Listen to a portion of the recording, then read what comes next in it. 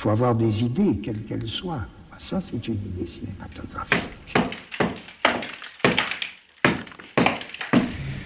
Faire une disjonction du visuel et du sonore. Pourquoi ça ne peut pas se faire au théâtre? Pourquoi ça peut se faire. Ce sera de l'appli. Alors là, si ça se fait au théâtre, sauf exception, à moins que le théâtre trouve des moyens de le faire, on pourra dire que le théâtre là applique du cinéma. Ce qui est pas mal forcément, mais c'est une idée tellement cinématographique, assurer la disjonction du voir et du sonore et du parler, du visuel et du sonore. Que ça répondrait à l'idée, qu'est-ce que, par exemple, avoir une idée cinématographique? Et tout le monde sait en quoi ça consiste, je le dis à ma manière. Une voix parle de quelque chose. En même temps, donc, on parle de quelque chose.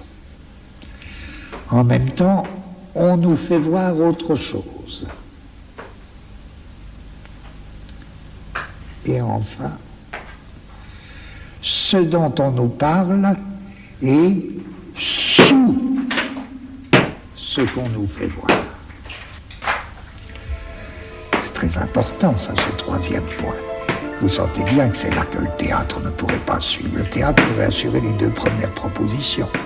On nous parle de quelque chose et on nous fait voir autre chose. Mais que ce dont on nous parle en même temps se mette sous ce qu'on nous fait voir, et c'est nécessaire, sinon les deux premières opérations, elles n'auraient aucun sens. Elles n'auraient guère d'intérêt. Si vous préférez, on peut dire, alors en termes plus... La parole s'élève dans l'air.